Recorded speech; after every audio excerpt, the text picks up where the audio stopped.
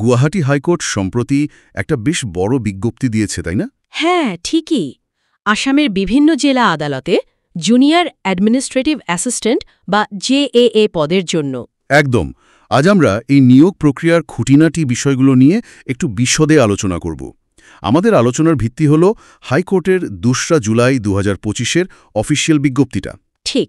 আমরা চেষ্টা করব শূন্যপদ, যোগ্যতা, কি করে আবেদন করতে হবে, মানে পুরো নির্বাচন প্রক্রিয়া আর জরুরি তারিখগুলো সহজ করে বলতে।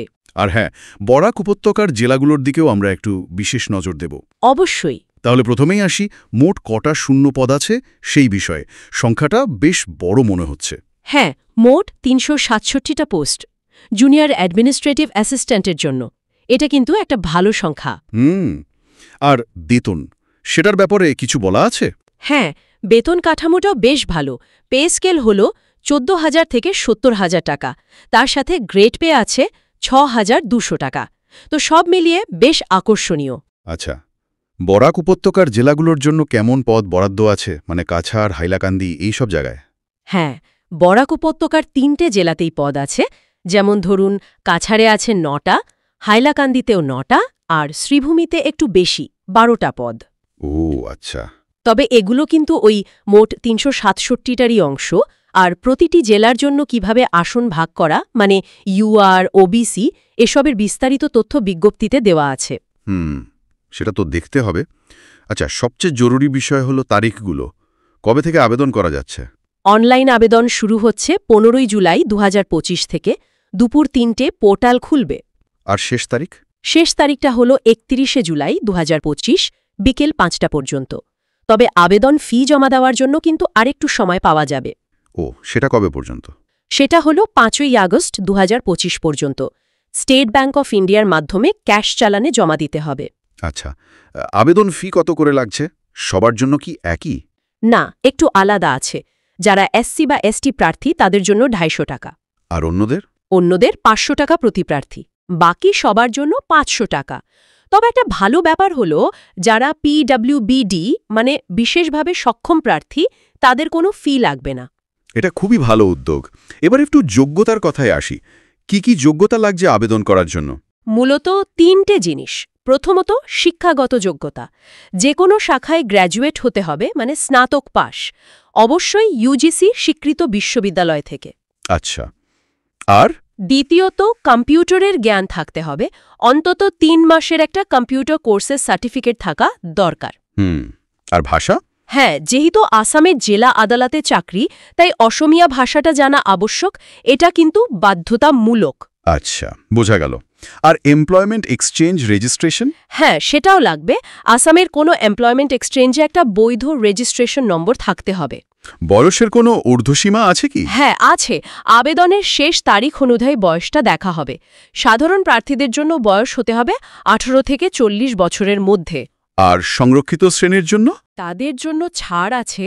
ওবিসি এমওবিসি হলে ৪৩ বছর পর্যন্ত, এসসি এসটি হলে ৪৫ বছর, আর পিডব্লিউডি প্রার্থীদের ক্ষেত্রে ৫০ বছর পর্যন্ত বয়সসীমা রাখা হয়েছে।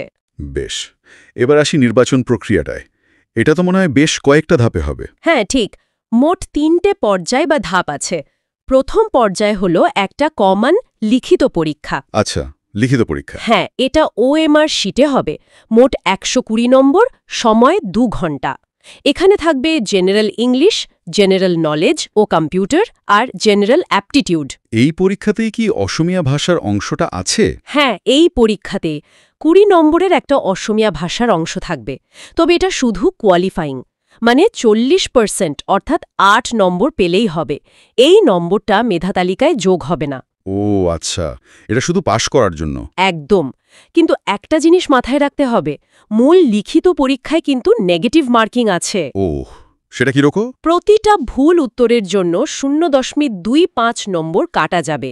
তাই উত্তর দেওয়ার সময় একটু সাবধানে থাকতে হবে। এটা গুরুত্বপূর্ণ। এই পরীক্ষার পর? এই পরীক্ষার ফলাফলের ভিত্তিতে প্রতিটা জেলার শূন্য পদের অনুপাতে ১.৫ হারে প্রার্থীদের ডাকা হবে দ্বিতীয় পর্যায়ের জন্য।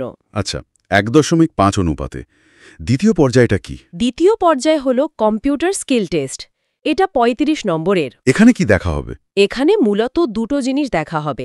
এক হলো টাইপিং টেস্ট, তাতে ২০ নম্বর, আর বাকি ১৫ নম্বর থাকবে ওয়ার্ড প্রসেসর আর স্প্রেডশিটে কাজের দক্ষতার উপর। আচ্ছা, টাইপিং আর বেসিক কম্পিউটার অ্যাপ্লিকেশন। হ্যাঁ, এই ধাপের পর লিখিত পরীক্ষা আর এই স্কেল টেস্টের মোট নম্বরের ভিত্তিতে আবার বাছাই হবে। এবার প্রতি পদের জন্য ৩ জন, মানে ১.৩ অনুপাতে প্রার্থীদের ডাকা হবে শেষ ধাপের জন্য। বোঝা গেল। আর শেষ ধাপটা তাহলে ইন্টারভিউ? ঠিক, শেষ ধাপ হলো ভাইভা বোস বা মৌখিক পরীক্ষা। এর জন্য বরাদ্দ আছে ১৫ নম্বর। তাহলে ফাইনাল সিলেকশনটা কিভাবে হবে? ফাইনাল সিলেকশন হবে লিখিত পরীক্ষা, সেটাকে ১০০ নম্বরের ভিত্তিতে ধরা হবে, কম্পিউটার স্কিল টেস্ট ৩৫ নম্বর আর ভাইবা ১৫ নম্বর, এই মোট ১৫০ নম্বরের উপর ভিত্তি করে। আর পুরো ব্যাপারটা জেলাভিত্তিক? একদম, পুরো নির্বাচন প্রক্রিয়াটাই কিন্তু জেলাভিত্তিক, মানে যে জেলার জন্য আবেদন করা হবে সেই জেলার মেধা তালিকাতেই নাম আসবে। এটা একটা খুব জরুরি বিষয়। একজন কি একাধিক জেলার জন্য আবেদন করতে পারবেন? না, বিজ্ঞপ্তিতে স্পষ্ট বলা আছে একজন প্রার্থী শুধুমাত্র একটি জেলার জন্যই আবেদন করতে পারবেন। আচ্ছা, আবেদন করার পদ্ধতিটা কি, মানে কিভাবে করতে হবে?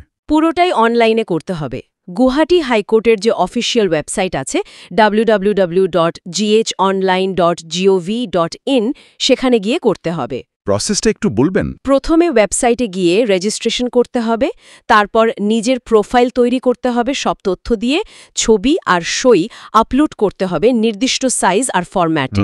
তারপর আবেদনপত্রটা জমা দিতে হবে এবং সবশেষে আবেদন ফি জমা দিতে হবে ওই চালানের মাধ্যমে।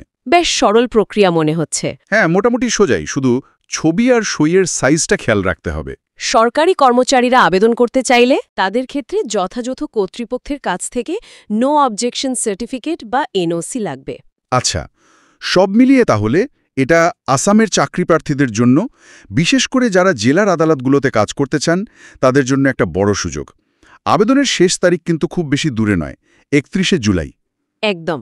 আর নির্বাচন প্রক্রিয়াটা যেহেতু ৩ ধাপে আর জেলাভিত্তিক, তাই প্রস্তুতিটাও সেভাবেই নিতে হবে। ঠিক।